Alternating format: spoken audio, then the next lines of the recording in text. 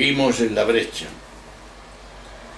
Vamos a entrar, así lo hemos titulado, Puertas abiertas hacia los profetas de Israel. Añadamos otras citas que abren la puerta al sentido social y a la crítica social, aunque de manera más sapiencial que profética. El rico no solo hace daño a otros, sino que se hace daño a sí mismo. El rico, si tiene tierras, se inquieta por ellas. Si tiene casa, se inquieta por ella. Se inquieta porque tiene apego a las cosas existentes. El pobre sufre por la insuficiencia. Desea casa, tierras, quedándose en ese deseo sin fin. Termina cansado de alma y de cuerpo. Por ello, sin poder continuar viviendo, hay quienes mueren sin haber completado su vida. Esto es un hecho. Es menester echar fuera del alma egoísta y hacer esfuerzos para ayudar al próximo, al prójimo. Un acto que hace feliz a otro inspira a quien lo recibe a hacer felices a otros. El tono sapiencial permite aplicarlas también al pobre en la línea evangélica de los pobres con espíritu. Si se compensa lo antes dicho sobre la falta de sentido social y se abre una rejilla que permite la entrada del aire solidario, quede para otro momento la comparación con los textos bíblicos sapienciales sobre los pobres y la justicia que veremos en otro momento. Ahora vamos a resumir todo lo anterior con una frase espléndida del budismo zen japonés, que dice así: cuando estás iluminado, eres utilizado por tu cuerpo. Cuando estás iluminado, utilizas tu cuerpo. A modo de conclusión, diríamos, el budismo y la modernidad. El budismo tiene el gran mérito de haber puesto de relieve la fragilidad y pecaminosidad de la persona en nuestra modernidad. Se negó a reconocer, abortando así una preciosa serie de promesas humanas y cristianas que la modernidad intuía y yendo a dar en una posmodernidad escéptica y cómoda como la que tenemos. Dije otra vez que la izquierda intenta desconocer el pecado original, la insensatez en el lenguaje budista, y la derecha, que lo reconoce, se aprovecha de él para sus intereses menos confesables. Aunque se objete que el poder tanto civil como eclesiástico tiende a aprovecharse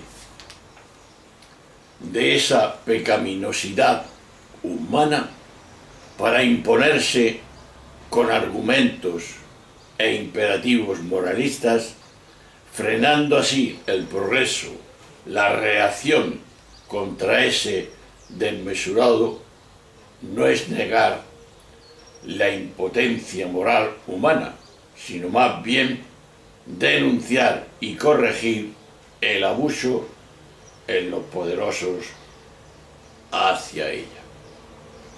De lo contrario, acabamos en la frase gráfica del budista Lord Finn, que dice así: nuestro progreso no ha llevado a que las personas dejen de comerse unos a otros, sino a que lo hagan con tenedor y cuchara. Sigue la lucha de comerse unos por otros. El genuino sueño marxiano de que cambiarás las estructuras, cambiará automáticamente la persona, hubiera necesario una buena cura de budismo. Por otro lado, el budismo puso de relieve esa verdad humana sin ningún interés de aprovecharse de ella, sin ninguna condena moralista, sino desde la compasión por el ser humano y buscando ayudarle.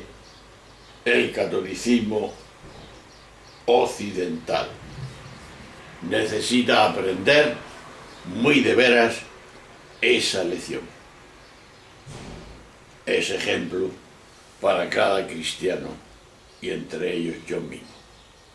Pues el clamor moral y la denuncia que hay en los profetas de Israel y en Jesús no se dirigen contra la debilidad de la persona, sino a favor de las víctimas que las personas producen aprovechándose esa debilidad humana. Jesús proclamó nítidamente que no pretendía dirigirse a los justos, sino a los pecadores, no a los sanos, sino a los enfermos, no a los ciegos, sino a los que quieren ver. Si estuvierais ciegos, no tendríais pecado, pero como decís que veis, vuestro pecado persiste. Nos dice Juan 9:41. Cabe, pues, cuestionar seriamente cierta moda oriental que últimamente corre entre nosotros y que pretende utilizar la sabiduría del Oriente, la budista en concreto, no para cambiar de vida y buscar la iluminación, sino como reposo del guerrero, para descargar las tensiones de las luchas de clases y poder seguir oprimiendo con la tranquilidad. De ahí que ha nacido y está en juego el yoga para ejecutivos. Nunca podrá ser un tranquilizador de conciencias este sistema, ni aunque tenga la ventaja de no enfrentar a la persona con ninguna instancia superior a la que rinde cuentas. Tampoco conseguirá llevar a una paz duradera y profunda, sino a momentos de relajación más o menos fugaces. Pero la trayectoria budista que nuestro libro cita y citamos varias veces, como ignorancia o insensatez, codicia, ira por el fracaso, tiene un paralelismo con el lenguaje cristiano, que es la ceguera, la idolatría y la perversión o castigo que se llama. Esa ha sido en parte trayectoria de nuestra modernidad. Pero sería injusto reducirlo todo eso, porque la modernidad también activó una tierra prometida, que fueron y son los derechos humanos y construcción de la historia, que hoy no deberíamos perder desengañados. Otra parte del budismo en su sentido de estructura social. Ya aludimos antes a la crítica radical del budismo al sistema capitalista. Pues bien, en una sociedad como la nuestra, que se define ya como la sociedad de consumo, el budismo resulta oportunísimo, hoy quizá imprescindible, para dirigirse a los consumidores. Los profetas, hermanos y amigos, los profetas de Israel apuntan más bien a los promotores y beneficiarios de ese consumismo, que son su suelo, su señuelo, son creadores de infinidad de injusticias y de sufrimientos.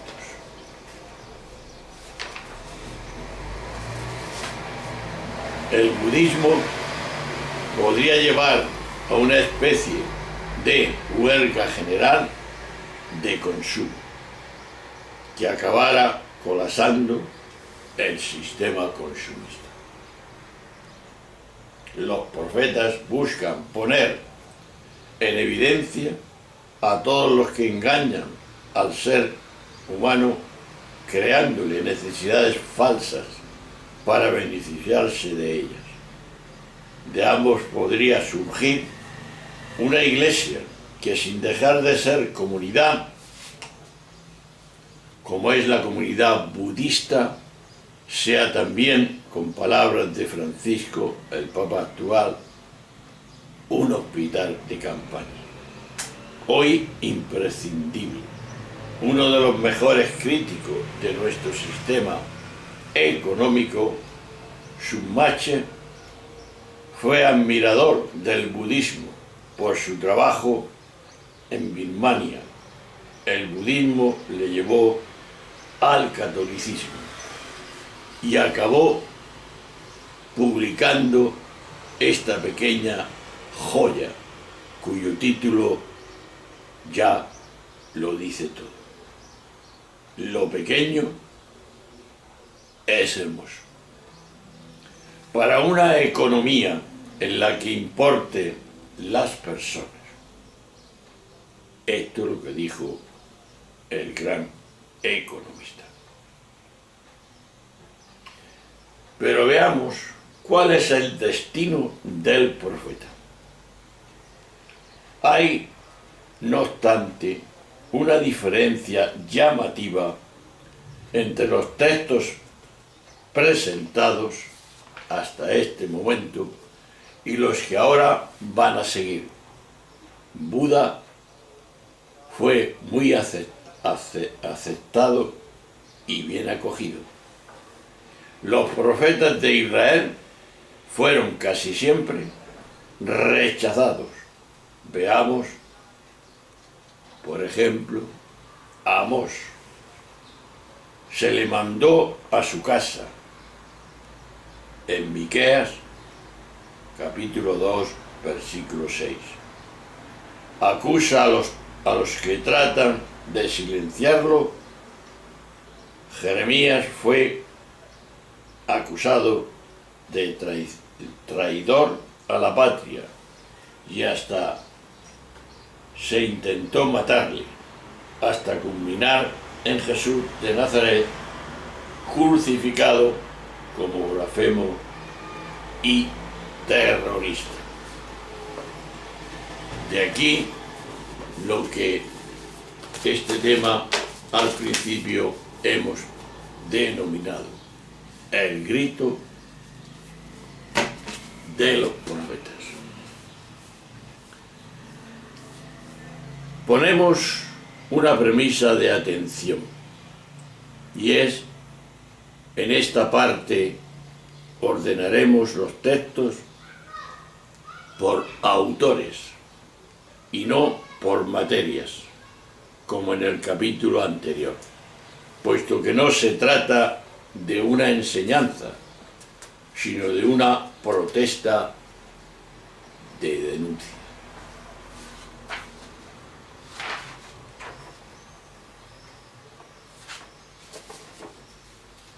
Dice así uno de los textos: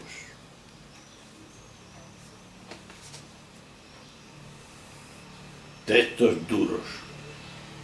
Deben al inocente, venden mejor, venden al inocente por dinero, al pobre por un par de sandalias, pisotean al desvalido, evitan el camino de los humildes. En Amós 2:6. Vacas suizas, oprimid a los indigentes, maltratáis a los pobres, y decir a vuestros amantes: ponme más bebida. 4:1. Hay de los que convierten la justicia en acíbar y arrastran el derecho por los suelos. 5:7. Detesto y rehúso vuestras fiestas, no me aplacan vuestras solemnidades litúrgicas. Por muchos holocaustos y ofrendas que me hagáis, no las aceptaré. Que fluya el derecho como el agua y la justicia como arroyo perenne. 5:21-24. Os acostáis en el lechos de marfil, arrellanándoos en divanes, coméis carnero y terneras del rebaño, canturreáis al son del arpa, bebéis vinos en copas, os urge con perfumes exquisitos y no os doléis del desastre del pueblo de José. Detesto ese fasto y odio esos palacios. Entregaré la ciudad y sus habitantes. 6, 4 y 8. Escuchad los que oprimís a los pobres y arruinéis a los indigentes. Pensáis: ¿cuándo pasará el sábado para vender el trigo?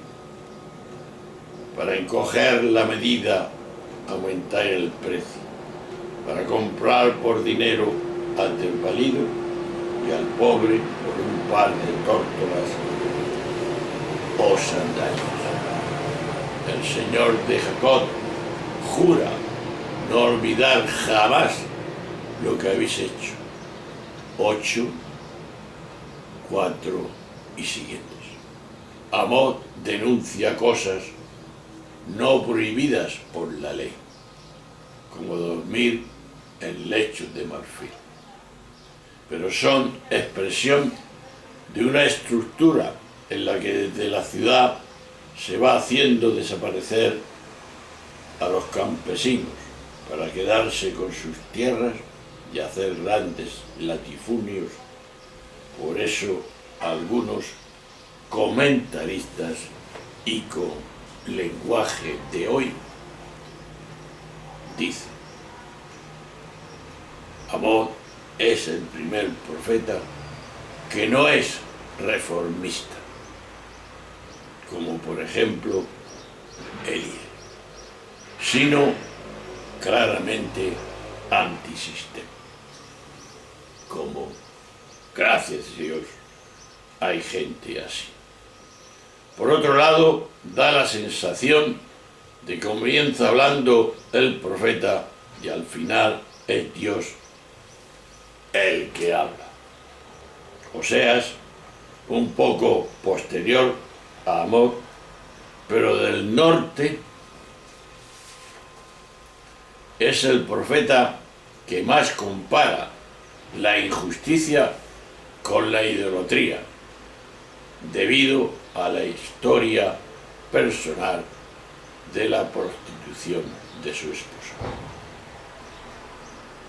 Jeremías parece haber bebido mucho del vino, haber bebido mucho de él, y vivió además una época con varios golpes de estado violentos. Con esta frase nos lo dice todo.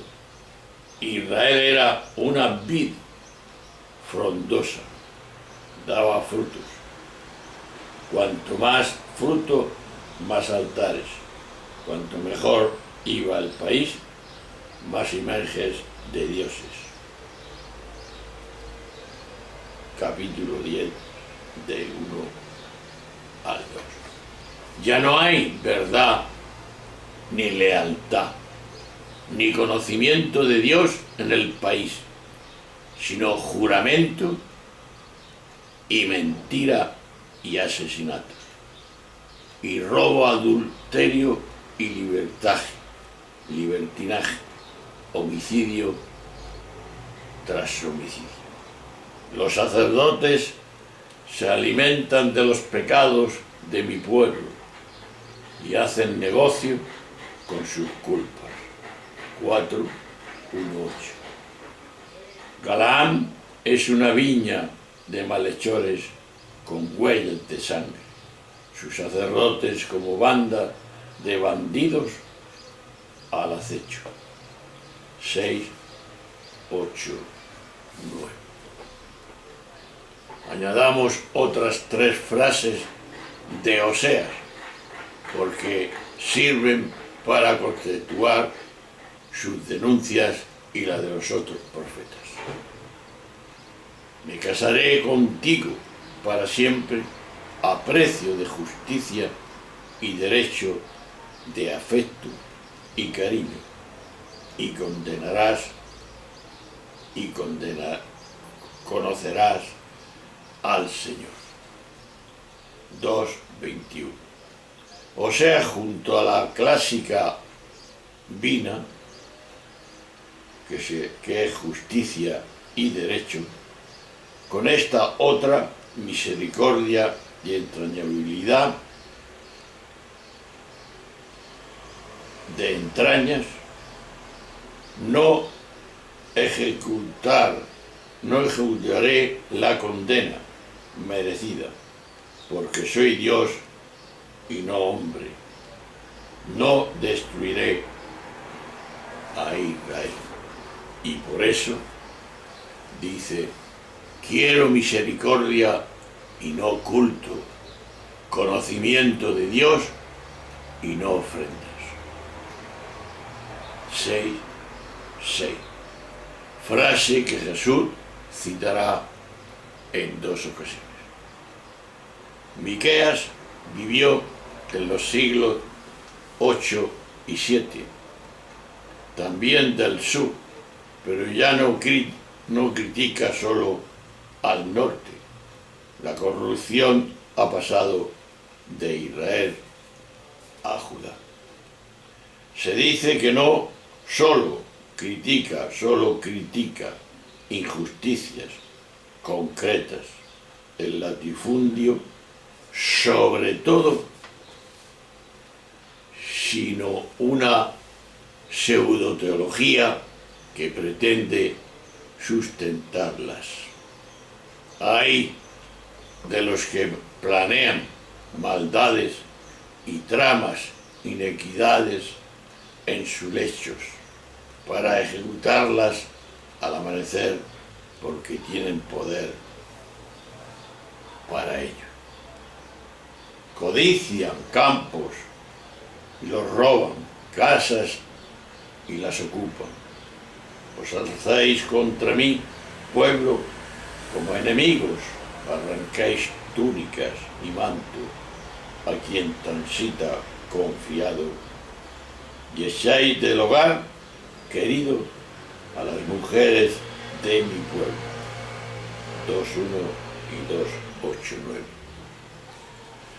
En una situación de opresión, el pueblo de Dios, mi pueblo, no parece ser todos opresores y oprimidos, sino solo los oprimidos. Jefes de Jacob, no os toca a vosotros ocuparos del derecho. En cambio, os coméis la carne de mi pueblo, los despellejáis, les rompéis los huesos, los tratáis como carne para la olla o el puchero. Cuando tienen algo que morder, anuncian paz, pero reclaman una guerra santa a quien no le llena la boca. Edifican con sangre a Sión y a Jerusalén con crímenes. Los jefes juzgan por soborno, los sacerdotes predican a sueldo, los profetas adivinan por dinero y encima se apoyan en el Señor. Blasfemo. 3, 2, 3, 5, 9, 11. Pero hay más. Los ricos están llenos de violencias. La población miente, tiene en la boca una lengua de embustera. Ha desaparecido del país los hombres leales. No queda un hombre, una persona. Todos acechan para oprimir. El príncipe exige, el juez es sobornado, la bondad deformada, como si fuera espinas, y la rectitud como si fuera un zarzal. 6.12, 7.2.3.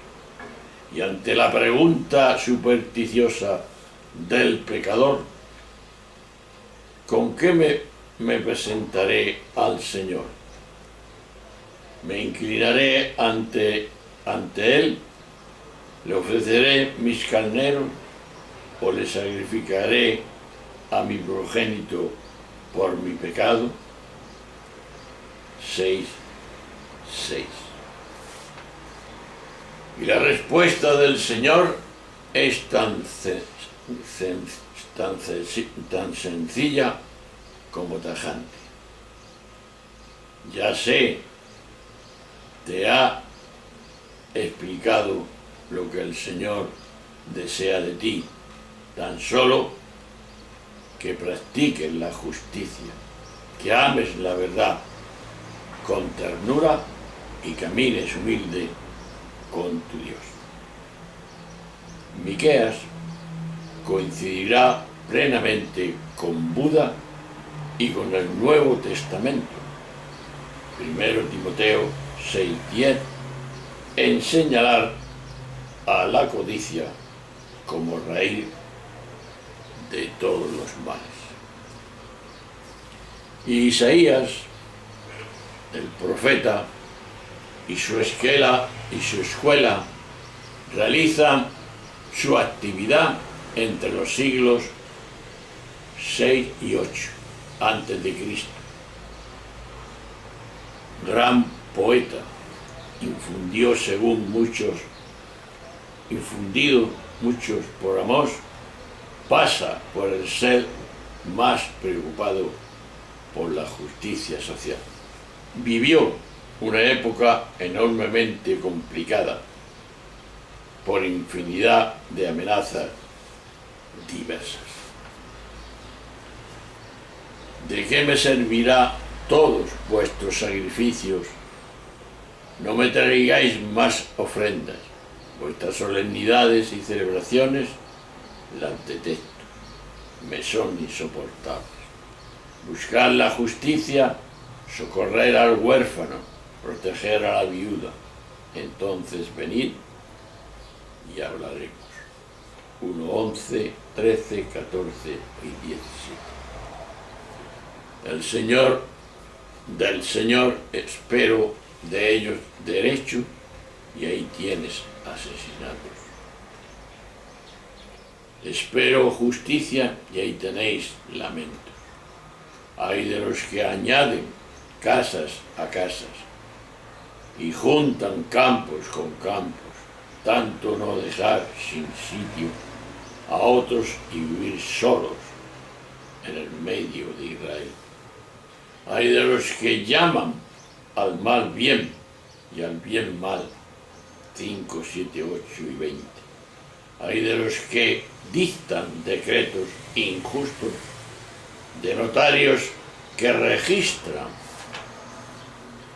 vejaciones que dejan sin defensa al desvalido y niegan sus derechos a los pobres de mi pueblo, que hacen su presa de las viudas y saquean a los huérfanos.